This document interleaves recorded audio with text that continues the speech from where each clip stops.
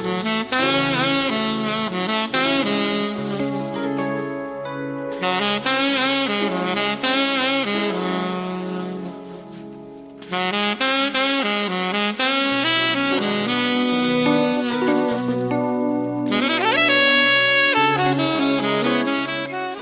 name is Hon Nkeiruka, and today I'm talking to Honorable Nkeiruka Onyejeocha. She's Nigeria's Deputy Chief Whip, representing Isukwato, Umuneochi Federal Constituency of Abia State.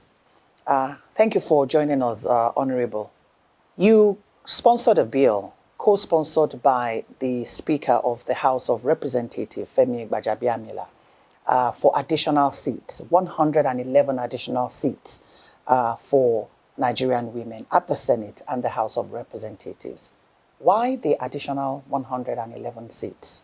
The bill is born out of experience.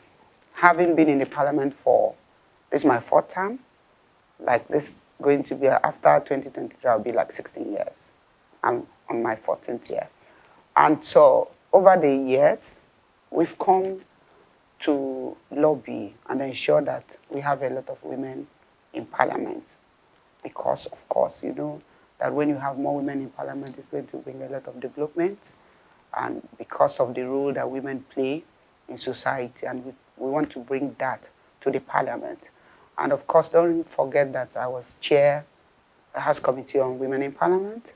And part of my duty was to make sure that we get in more women in parliament because of the obvious reasons. It's going to enhance development at all levels. Of course, you know that these women, they are going to be representing their constituencies. And so we started off. At a point, the leader of the house, then Tunde Akogu, was the leader, and then the wife was chairing the committee of wives of honorable members. And they followed us to lobby that they get in more women in parliament. Guess what? After series of meetings, it was looking very good to have more women in parliament. One day we were supposed to meet for continuation of our lobby. And then Mr. Akogun called me that the meeting wasn't going to hold after all. And I said, why? He said most of the women declined. Why?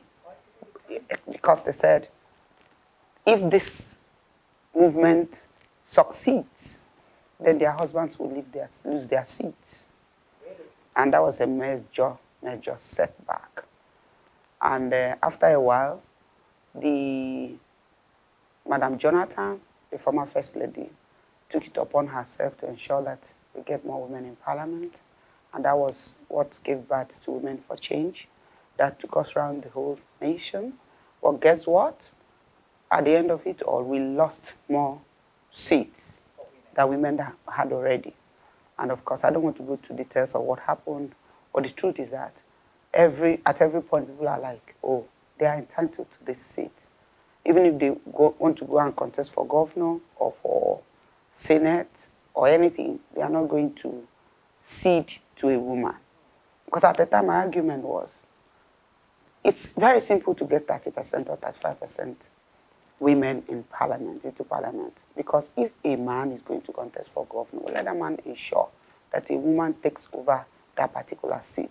If you're going to go to Senate or you're a senator, you're retiring, that make sure that it's a woman comes into a seat that you are occupying. And they were not going to give up. Every time we bring in motions, bills that will ensure that we have this inclusion of women, and the men will kill it with constitutional point of order. And they will quote or cite Section 42 of the Constitution, which states that there shall be no discrimination against any person based on race, religion, sex, and all that. And so it wasn't going to work. So we got stuck at every point. And so we haven't had all these experiences. And of course, don't forget, the Speaker of House of Representatives, as we speak, is a fifth-term ranking member. So he's been there as minority leader, as majority leader. He understands what it means to push for more women in parliament. And also have seen through these years that it requires constitutional amendment to push it through because of the interest. And so that's why he's keyed into this to be part of the people sponsoring it. And we have more than 100 men in parliament who are also co-sponsoring this bill. And so we found out that the 360 as we speak, that the people occupying them do not want to give up. So the additional seat is born out of experience, first-hand experience, that these men are already feeling entitled to the seats that they occupy today. And they will always ask you, Honorable Nkeiruka, what are you saying? You contested with a man and you won. So why do you want to have 35% and you let women come in? Let them go and contest. The Constitution have ensured there shall be no discrimination. And you know, because of our custom, because of tradition, because of all the challenges that is confronting the women. So it's not that easy. And all other countries, they have done deliberate efforts. They have ensured that deliberately, deliberate is the word, ensured that more women come into parliament. And so we decided to do something deliberate. You're not going to leave the seat, so give us additional seats. So how will the process work to ensure that you get the best woman to occupy those 111 seats? People have spoken about tokenism, about doing favors. How does it work? What is the process? This bill that we seek to pass is not tokenism, it's not cheap, it's not an appointment, it's not a giveaway. It is the seats that will be contested by women, for women, and for their constituencies. And besides, if this bill passes, the INEC will do delineation. The executive is going to work it out. That's why I'm not particular about numbers. If we say, okay, 1 per state, we're going to get 37, including FCT. If we say 2-2, so because people are saying, oh, they are talking about funding, they are talking about it's going to broaden expenses and all that. And I'm saying we are losing more than we would have been getting if by not including the women. Like on the day of election, there's going to be 1 ballot or 2, as the case may be, for additional seats. Party A, B, C, D will field in women who would have emerged from different primaries, okay? And so the people will vote. At the end of the day, they will do collection. The person that scored the number of, the party that scored the highest number of votes will be elected. But because we know that there's this conspiracy that even if after a woman had worked very hard, sensitize the electorate, and then the party will deny them primary. And even when women win primary, they will still deny them this ticket. For instance, if the party decides that, for instance, I'm from Abia, that you have 8 seats for House of Representatives, and then you are saying that we must have 3 women that we match as our candidate in those primaries. You have 3 women here because it's the party they vote after all. The only thing is that somebody has to be competent for the party to present. Once you pass that hurdle, the party takes over and they will bring you here. But in a situation where as a woman you have contested for primary, you're winning, like for me, when I entered, I contested with how many men? At the point, every point I was about winning, they will cancel it. Ask them, my primary was cancelled up to 5 times. Okay? Because they didn't want me to emerge. If God didn't give me that grace, I would have been cut off from the 2nd day of the primary or from the 3rd day of primary. So that's what the women face. And a lot of women will not have godfather. We don't have money the way they do, but we are competent. We know what to do. When we get here, we attract projects for our constituency, and we are just competent. That's the honest truth. So it's not even an issue of you're bringing women that are not going to be competent. You're just bringing women for bringing women's sake. No, we are saying we have a lot of women out there who are most qualified, but there are this conspiracy that even when they give in their best and they're going to bring their best, the party platforms will not allow them. The customs, the traditions, and all the things we have faced will not allow them. And so we are saying, give us this chance. And assuming you have now decided that, oh, the cost is going to be more, let them have from the 360 and then give us 35%. We are good to go. We are not saying, we are saying, in case you're saying you can't leave this, that you do not want to leave it, we are saying, let us bring additional seat to sit with you. So let's talk about benefits. When this bill is passed, how will Nigeria benefit from this? Let me tell you, to be honest truth, even everybody knows that when you bring a woman into anything, be it in private sector, that the place will do better. That is like, you're going to have the best of best. It's going to change a lot of things. And of course, development partners will continue to bring in funds.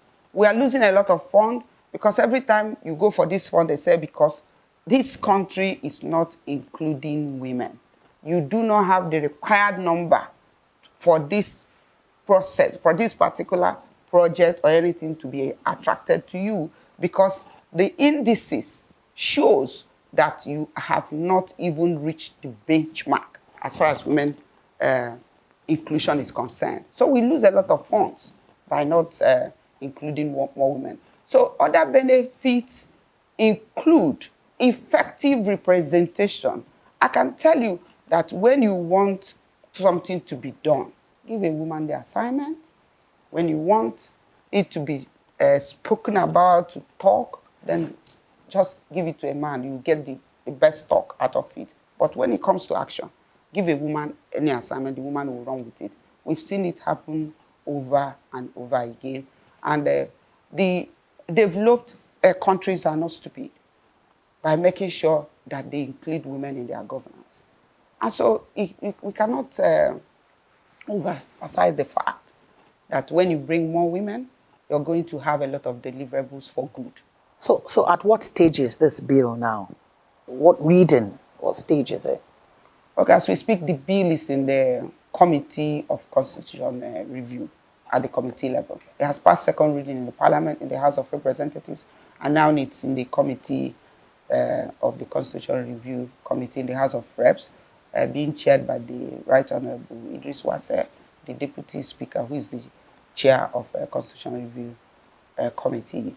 And of course, I know that the House will do well to pass it because we've done a lot of work.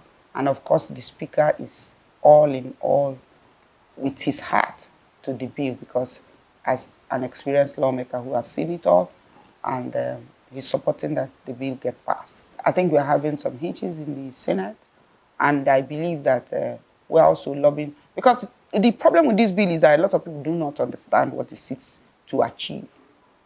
Okay, once people understand what it seeks to achieve, they will give their nod to it. And I'm asking this question, why do we now talk about funding when we can block all the leakages and all the loopholes in our funds and channel it to the right cause? There are a lot of wastages everywhere. Why don't we just tighten up the loose ends and then use it to empower more women to bring development to the country? We are being looked at as people who are not serious in developmental issues. Okay, for instance, as we speak, you have Hon Nkeiruka. What is she heading today? WTO, a Nigerian woman. What of Amina Mohammed? What is she doing today? And so we have competent women. If the world can find us competent, why are we denying the women to come and be process of lawmaking? Why are we denying our women to come and be part of process of governance? Why are we not having women as governors? Are they not qualified? Can they bring the goods to the people? Let me tell you, women are not like given to frivolities.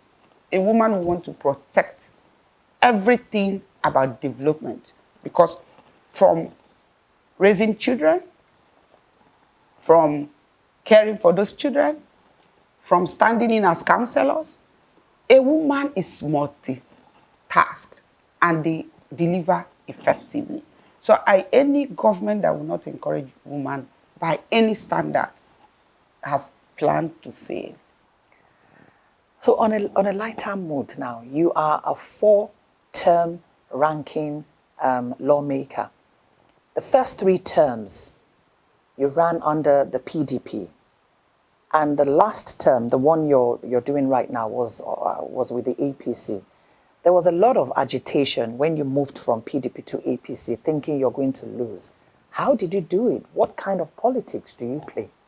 Anyway, for me, first and foremost, it's about God. When God will, nobody can stop. And any door that God opens, no man can shut. Once God shut a door, that's it. No man can open it. For me, it's about representing the people. It's the people that determines that you come back to the parliament. That's for me. I don't know about any other person, because I know that I was somewhere, even in US, I went to deliver my baby. And so they called me that I should come and host governor. That was in 2002, and I hosted the governor. And from there, I was appointed commissioner, because the people, it was even the people that said, look at somebody that we want to represent us at the state level as commissioner. I didn't know what that was, and I accepted it. After that, I was also appointed local government chairman. And after that, I went back because I was tired. I'm not, like I keep telling them, I'm not a politician. I'm not wired to do the kind of politics we do here at all, till tomorrow. I have my own path. And so when I went back to Lagos, the traditional rulers came and asked me to come and run for House of Representatives, which I resisted, but they prevailed. And I came back because they saw what I did as commissioner and saw what I did as local government chairman. Because for me, I believe in service. I'm representing these people as commissioner, so I should be able to relate to them. I should be able to tell them what the government is saying and what government is not saying. As local government chairman, I first and foremost know that if a land is polluted, everything is not going, nothing will work. So as local government chairman, I took one traditional ruler, one wife of traditional, that's the Ugeze, and then the party chairman then, and I took them to Israel. And I said they should go and pray that God should deliver and heal our land. Because that the Bible says, when my people who are called by my name shall humble themselves and pray, and they seek his face, that he will hear them and heal the land. That was the foundation I laid as local government chairman. And I established prayer altar at the local government, knowing that you can't be in authority if you are not going to use it to serve God, for God's sake. And after I left, they came back and said, I have to come to Abuja to represent them. And so my first election was very tough, because at that particular time, the governor then was moving to PPA, or moved to PPA, and I ran the election under PDP. And against all odds, God saw me through, and I came in 2007. In 2011, a scenario played out where people wanted to stop me. God prevailed, and I came back. Third time, the people who were supposed to support me, they didn't support me. They said, okay, it was supposed to go to the other local government. And God prevailed, and I came back. The same people still came back and said, oh, you were not going to have a fourth time this time around. And I started early enough. And so for me, this is the people that determines, with God's permission, where you go and where you will stop. And they said they were not ready to compromise the experience that I've gotten. That in short, they will support me to go back and contest for speaker. Okay? So now it became what a political platform. I told them to choose. Okay? Some chose ABGA. We have traditional rulers who are professors, who are educated, so they understand what it means. And they said, listen, we know there's no APC here, so to speak, But because APC is a national party, and you're in Federal House of Representatives, you're a federal lawmaker. So we're not going to like play politics of people who are blind. And you were in PDP as a ruling party, and then they became minority, and then they're not letting you go back. So we choose that you go to APC. So it was the people that said, we will use APC, or we'll use your name as because you're the APC we are going to be seeing here. That was how the traditional rulers, it was unprecedented. The day I declared, the traditional rulers came to the field against the governor's directive that if they attend that function for APC, that they will collect their staff of office. And they said to me, "You are our daughter. We gave you Adeji Agamba. We will keep the staff of office, and we go. When we come back, you tell Buhari to come and give us our staff of office." And so it was that commitment. For me, it's not about party, because I can remember one experience when we went for the Guba primary at the state. That was even my first tenure. The delegates from my place went to the stadium, and they were writing Adeji Agamba, Nkiru, Adeji Agamba, and that was how they got void vote, because it's me they know. They don't even understand that, oh, it's no more Adeji Agamba now it's another person. And so that's just what it is. Because when I was commissioner, through to it, I made sure anytime you give me an assignment, I do it diligently. Because the governor said that every week, even people that he's appointing from Lagos, referring to me, and all the baby commissioners, because I was baby commissioner, I was under 30 when I came. So all the baby commissioners, all of you, every week, you go back to your village and tell the people what we are doing. And I took it as an assignment. Every Friday, I'll go and call meeting. Former this, former that, my house will be full. And of course, coming from Lagos, we are used to agoyi rice and stuff. And so we cook rice and everybody will enjoy it. And I will tell them this is what governor said and all that. And of course, he was looking for re-election. Oh yes, even till tomorrow, every month, I'm like twice in my constituency. My constituency is like back of my house. So can you tell us the titles given to you again and what those titles mean? Okay. Adeji Agamba of Umunochi, which is my local government, Umunochi local government. It means a daughter that we used to go places. Then Adugo means the daughter of Ego, of Isukwato, which is the second local government. Then there's Uturu. Uturu is the place that you have University, Abia State University, Uturu. Then the whole traditional rulers there, they gave me Hon Nkeiruka Onyejeocha of Uturu, which is the mouthpiece of the people. And of course, Methodist Church Nigeria conferred me with the highest title, Knight of John Wesley, after being Hon Nkeiruka. Hon Nkeiruka is like a mother with pride, or a mother with honor. Thank you very much, Honorable Nkeiruka, for talking to us. We wish you all the very best with the 111 additional seats. Thank you for having me. God bless you. Honorable Nkeiruka Onyejeocha is Nigeria's Deputy Chief Whip, representing Isukwato and Umunochi Federal Constituency in Abia State. My name is Toun Okewale-Shonaya. Thank you.